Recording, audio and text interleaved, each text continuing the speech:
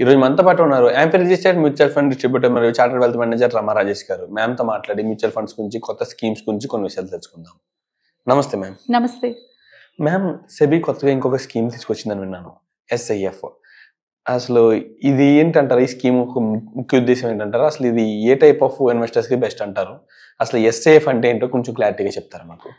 Recent గానే SEBI కొత్తగా SIF అని చెప్పేసి, అంటే స్పెషలైజ్డ్ ఇన్వెస్ట్మెంట్ ఫండ్ అని చెప్పేసి ఒక ఫండ్ ని రిలీజ్ చేసింది. దాని మెయిన్ ఇంటెన్షన్ ఏంటి అంటే, మనకి మ్యూచువల్ ఫండ్స్ ఉన్నాయి, అలాగే పోర్ట్ఫోలియో మేనేజ్మెంట్ సర్వీసెస్ అని రెండు ఉన్నాయి అనమాట. సో మ్యూచువల్ ఫండ్స్ లోని రీటైల్ ఇన్వెస్టర్స్ ఉంటారు, అంటే మనలాంటి వాళ్ళు ఎవరైనా మ్యూచువల్ ఫండ్స్ లో ఇన్వెస్ట్ చేసుకోవచ్చు. PMSకి వచ్చేటప్పటికి, పోర్ట్ఫోలియో మేనేజ్మెంట్ సర్వీసెస్కి వచ్చేటప్పటికి ఎవరైతే హై నెట్ వర్త్ ఇన్వెస్టర్స్ ఉంటారో, అంటే HNI అంటారు అనమాట, వీళ్ళకి మాత్రమే అవకాశం ఉండేది PMSలోని.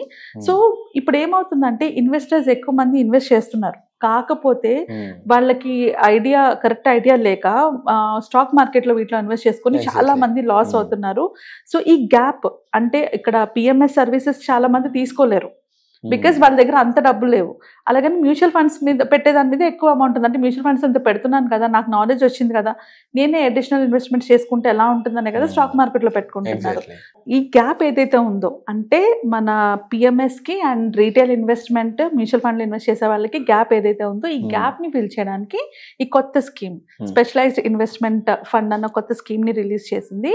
దీంట్లోని మినిమం 10 lakhs ఉన్న వాళ్ళు ఎవరైనా కూడా ఇన్వెస్ట్ చేసుకోవచ్చు. సో 10 lakhs నుంచి 50 lakhs లోపు ఉన్న వాళ్ళందరూ ఇందులో పెట్టుకోవచ్చు అనమాట. ఇది similar to portfolio management services. కాకపోతే ఇక్కడ మనకి ఏంటంటే బెనిఫిట్ తక్కువ, అంటే కొంచెం 10 lakhs అమౌంట్ ఉన్న వాళ్ళు కూడా ఈ సర్వీసెస్ని తీసుకోవచ్చు. సో దీంట్లో మనకి 3 types ఉంటాయి, అంటే ఓపెన్ ఎండెడ్ ఫండ్స్ ఉంటాయి, క్లోజ్డ్ ఎండ్ ఫండ్స్ ఉంటాయి, ఇంటర్వెల్ బేస్డ్ ఫండ్స్ కూడా ఉంటాయి అనమాట. అంటే ఏంటంటే ఓపెన్ ఎండెడ్ అంటే ఏంటి, మనం ఎప్పుడైనా ఇన్వెస్ట్ చేసుకోవచ్చు, ఎప్పుడైనా ఎగ్జిట్ అవ్వచ్చు. అదే క్లోజ్ ఎండ్కి వచ్చేటప్పటికి మనం ఒక్కసారి మాత్రమే వాళ్ళు ఇన్వెస్ట్మెంట్కి ఆప్షన్ ఇస్తారు, తర్వాత వాళ్ళు మేనేజ్ చేస్తూ ఉంటారు.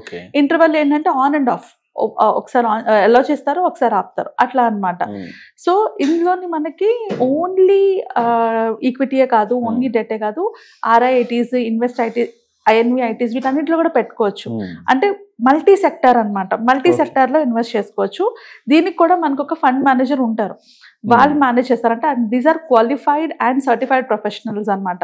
సో వీళ్ళు హ్యాండిల్ చేస్తారు. డెఫినెట్గా ఇది మ్యూచువల్ ఫండ్స్తో పోల్చుకుంటే ఎక్కువే ఎక్స్పెన్స్ రేషియో ఉంటుంది మ్యూచువల్ ఫండ్స్ తో పోల్చుకుంటే. ఎందుకంటే ఇది పర్సనలైజ్డ్ గా మనకి, అంటే అగైన్ PMS లాగా పర్సనలైజ్డ్ కాదు, బట్ ఒక గ్రూప్ ఆఫ్ ప్రొఫెషనల్స్ స్పెసిఫిక్ గా దీనికోసం అంటే దీన్ని హ్యాండిల్ చేస్తూ ఉంటారు కాబట్టి. మ్యామ్, PMS వచ్చేసి ఇక్కడ మినిమం ఇన్వెస్ట్మెంట్ చూసుకుంటే 50 lakhs వరకు ఉంది. అసలు ఇది SIF అనేది చూసుకుంటే ఇప్పుడు 10 lakhs వరకు ప్రొవైడ్ చేస్తున్నారు. మినిమం 10 lakhs ఇన్వెస్ట్ చేసి ప్రతి ఒక్కరికి సర్వీసెస్ అందుతున్నాయి. ఓకే, ఇది అనేది మ్యూచువల్ ఫండ్స్ లాగా లోపల ఒక ప్రోడక్ట్ వైజ్ సర్వీసెస్ అందిస్తారంటారా, లేకపోతే ఒక పర్సన్ వైజ్ సర్వీసెస్ అందిస్తారంటారా?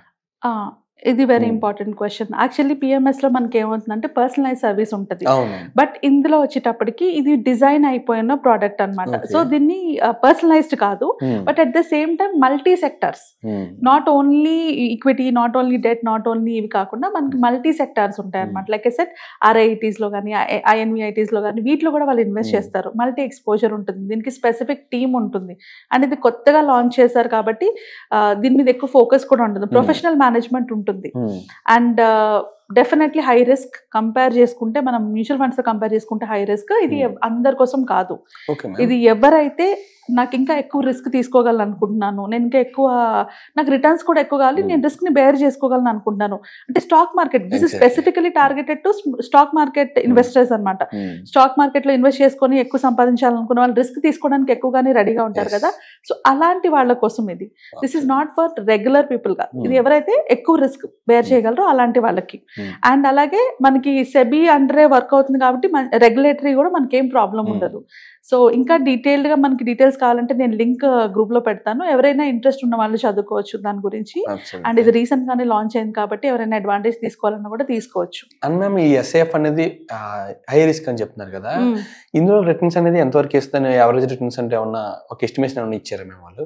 అలా అయితే ప్రస్తుతానికి అయితే ఏమి ఇవ్వలేదు, but what they believe is definitely mutual funds మీద మంచి రిటర్న్స్ వస్తాయనే పాయింట్ లోనే ఉన్నారు. Thank you ma'am, thank you very much ma'am. Thank you.